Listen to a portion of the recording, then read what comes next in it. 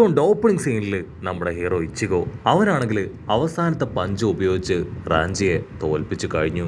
നല്ല രീതിയിൽ പരുക്ക് പറ്റി റാഞ്ചി അങ്ങനെ ചോരയിൽ കുളിച്ച് കിടക്കുകയാണ്. അവന് വേദന താങ്ങാൻ കഴിയാതെ അവൻ ഉച്ചത്തിൽ നിലവിളിക്കും. ഇവിടെ ഇച്ചിഗോയുടെ മനസ്സിലാണെങ്കിൽ ഒരേറെ പറഞ്ഞ കാര്യങ്ങൾ അത് മാത്രമേ ഉള്ളൂ. ആള് കൊടുത്ത നിർദ്ദേശം അതുപയോഗിച്ച് കറക്റ്റ് ടൈമിൽ പവർ റിലീസ് ചെയ്ത് അറ്റാക്ക് ചെയ്തുകൊണ്ടാണ് കൊണ്ട് അവന്റെ സ്പെഷ്യൽ അറ്റാക്ക് ഉപയോഗിച്ച് റാഞ്ചിയെ തകർക്കാനായിട്ട് സാധിച്ചത്. ഇവിടെ റാഞ്ചി അവൻ നിലവിളിച്ച് കരയും.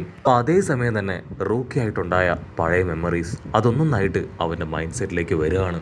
റാഞ്ചിയുടെ മുൻപിൽ അവളങ്ങനെ വന്നു നിൽക്കുന്നതായിട്ട് അവന് തോന്നും. അവനാണെങ്കിൽ പഴയ കാര്യങ്ങളെല്ലാം ആലോചിച്ച് ഒരുപാട് കുറ്റബോധമൊക്കെ തോന്നി അങ്ങനെ തല താഴ്ത്തി നിൽക്കും. അപ്പോൾ അവിടുന്ന് അങ്ങനെ കട്ട് ചെയ്ത റാഞ്ചിയുടെ ഒരു ഫ്ലാഷ് ബാക്ക് കാണിക്കും. ഫ്ലാഷ് ബാക്കിലാണെങ്കിൽ റാഞ്ചിയും അവന്റെ ഫ്രണ്ട്സും അവർ ചെറുപ്പത്തിൽ വളർന്ന ഒരു ചെറിയ ഗ്രാമവും പട്ടണവും ഒക്കെ ആയിരിക്കും കാണിക്കുക. അവിടെയാണെങ്കിൽ നല്ല രീതിയിൽ പട്ടിണിയും ദാരിദ്ര്യവും ദുരിതവും ഒക്കെ ഉണ്ട്. ഭക്ഷണം കഴിക്കാൻ പോലും പലർക്കും അവിടെ നിവൃത്തിയില്ല.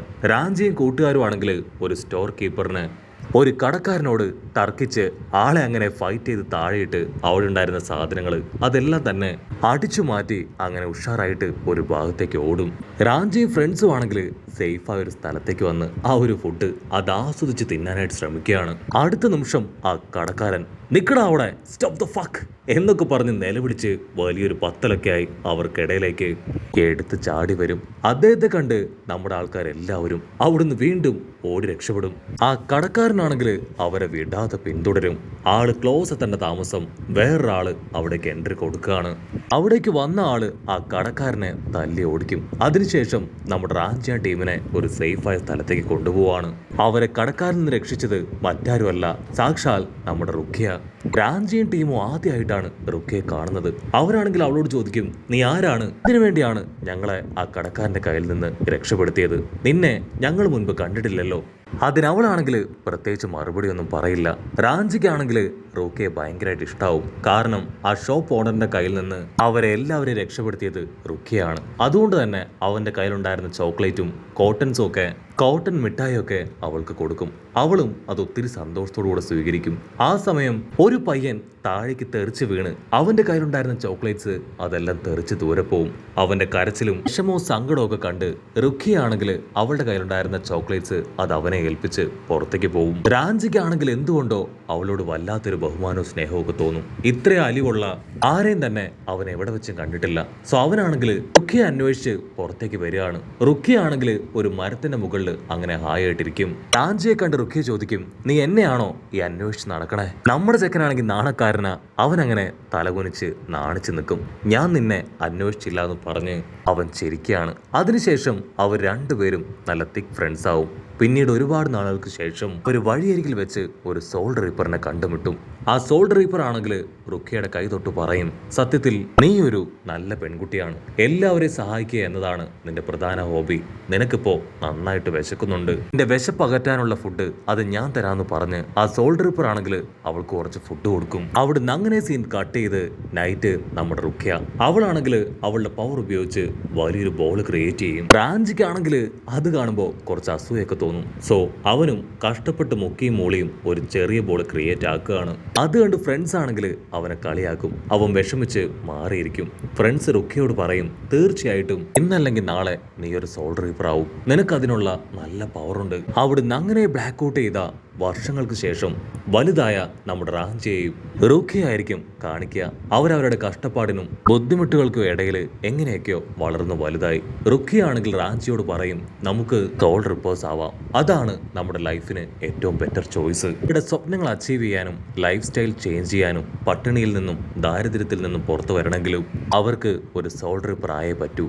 റാഞ്ചി ആണെങ്കിൽ അല്പനേരം ആലോചിച്ച് അവളോട് പറയും, യെസ്, നമുക്ക് രണ്ടുപേർക്കും ഒരു സോൾ റിപ്പറായി തീരാം. അതിനുശേഷം 3 ദിവസങ്ങൾക്ക് ശേഷം നമ്മുടെ ആശാനും ആശാത്തിയും റാഞ്ചിയും റുഖിയയും അവർ രണ്ടുപേരും സോൾ റിപ്പേഴ്സ് ആവാനുള്ള ക്ലാസ്സിലേക്ക് എത്തിയിരിക്കുകയാണ്. റാഞ്ചി ആണെങ്കിൽ അവൻ അറിയാവുന്ന ആൻസേഴ്സ് ഒരു മാനേഴ്സും ഇല്ലാതെ ക്ലാസ്സിലിരുന്ന് വിളിച്ചു പറയും. അത് കേട്ട് ബാക്കിയുള്ള കുട്ടികൾ അവനെ നോക്കി കളിയാക്കുകയാണ്. അവൻ ആ സ്ലം ഏരിയ റൂക്കോ ഡിസ്ട്രിക്റ്റിലെ പയ്യനാണ്. അതുകൊണ്ടാണ് അവൻ ഇത്ര ആവേശം. എങ്ങനെയാണ് ഒരു ക്ലാസ്സിൽ പെരുമാറേണ്ടതെന്ന് പോലും ആ പൊട്ടൻ അറിയില്ല എന്ന് പറഞ്ഞ് അവരെല്ലാവരും ചിരിക്കും. റൂക്കിയയ്ക്കാണെങ്കിൽ അത് കേൾക്കുമ്പോൾ കാണുമ്പോൾ അല്പ വിഷമമൊക്കെ തോന്നും. അവൾ ക്ലാസ് കഴിഞ്ഞ് റാഞ്ചിക്ക് വീണ്ടും കോൺഫിഡൻസ് കൊടുക്കുകയാണ്. മറ്റുള്ളവർ പറയുന്നത് നീ മൈൻഡ് ചെയ്യേണ്ട ആവശ്യമില്ല, നിനക്ക് ശരിയെന്നുള്ള കാര്യം നീ ചെയ്യുക, നല്ല മിടുക്കനായിട്ട് പഠിച്ച് ഒരു സോൾഡറിപ്പറായി മാറണം. അവരെല്ലാവരും നോബിൾ ഫാമിലിയിലെ മെമ്പേഴ്സാണ്. സോ അവർക്ക് ജീവിത സാഹചര്യവും പണമൊക്കെ ഉണ്ട്. പക്ഷേ നമ്മൾ കഷ്ടപ്പെട്ടാൽ മാത്രമേ നമുക്ക് എന്തെങ്കിലും അച്ചീവ് ചെയ്യാനായിട്ട് കഴിയൂ. അവിടുന്ന് അങ്ങനെ സീൻ കട്ട് ചെയ്ത ഇപ്പൊ നമ്മുടെ റാഞ്ചി അവനാണെങ്കിൽ റൂക്കിയെ അന്വേഷിച്ച് ഓടി വരികയാണ്. അപ്പം അവൻ കാണും കൊച്ചിക്ക് എന്ന് പറയുന്ന വലിയൊരു നോബിൾ ഫാമിലി. അവരാണെങ്കിൽ ഇപ്പൊ നമ്മുടെ റൂക്കിയെ അഡോപ്റ്റ് ചെയ്തിരിക്കുകയാണ്. റൂക്കി ആണെങ്കിൽ അവരുടെ അടുക്കലേക്ക് പോയി റാഞ്ചിയെ കാണുമ്പോൾ അവന്റെ നേർക്കൊന്ന് തിരിഞ്ഞു നോക്കും. റാഞ്ചിക്കാണെങ്കിൽ എന്താ പറയേണ്ടതെന്ന് അറിയില്ല. അവൻ നിസ്സഹായനായി ഒരുപാട് വിഷമത്തോടു കൂടെ അവളെ തന്നെ നോക്കി നിൽക്കും. റുക്കിയുടെ സ്റ്റെപ്പ് ബ്രദർ ബാഹ്യ കുച്ചിക്ക് അവന്റെ പവർ അതിപ്പോ റാഞ്ചി സെൻസ് ചെയ്യാണ്. അത് വളരെ കൂടുതലാണെന്ന് അവന് മനസ്സിലാവും. അല്പസമയം കഴിയുമ്പോൾ റുക്കിയായിട്ട് അവരവിടുന്ന് കടന്നു പോകും. റാഞ്ചിക്കാണെങ്കിൽ എന്താ ചെയ്യേണ്ടേ എന്താ പറയേണ്ടതെന്ന് അറിയില്ല. അവൻ ആകെ ഉണ്ടായിരുന്നത് റുക്കിയ മാത്രമാണ്. ഇപ്പൊ അവന് റുക്കിയെ നഷ്ടപ്പെട്ടു. ഒറ്റപ്പെട്ട് നിൽക്കുന്ന റാഞ്ചിയുടെ അടുത്തേക്ക് നമ്മുടെ റുക്കിയ വരികയാണ്. അവന്റെ കൈ പിടിച്ച് പറയും, എന്നെ കുച്ചിക്ക് ക്ലാനിലുള്ളവര് അവർ അഡോപ്റ്റ് ചെയ്തു, ഇനി നമുക്ക് ഒരുമിച്ച് കഴിയാനായിട്ട് പറ്റില്ല, എനിക്ക് നിന്നെ വിട്ടുപോവാൻ ഒരുപാട് വിഷമമുണ്ട്. പക്ഷെ റാഞ്ചി ആണെങ്കിൽ അവൾക്ക് ഫുൾ സപ്പോർട്ട് കൊടുക്കും. ഒരു കുഴപ്പമില്ല, ഈ കഷ്ടപ്പാടിൽ നിന്നും ദുരിതത്തിൽ നിന്നും നീ രക്ഷപ്പെടുകയാണ്.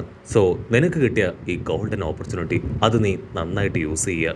തീർച്ചയായിട്ടും നിനക്കൊരു ബ്രൈറ്റ് ഫ്യൂച്ചർ ഉണ്ട്. അവരൊരു നോബിൾ ഫാമിലിയാണ്. അവർ നിന്നെ പൊന്നുപോലെ നോക്കും. റുക്കിയാണെങ്കിൽ അത് കേട്ട് അവനെ ഹഗ് ചെയ്ത് പൊട്ടിക്കരയും. അതിനുശേഷം അവനോട് യാത്ര പറഞ്ഞ് അവിടുന്ന് കടന്നു പോവാണ്.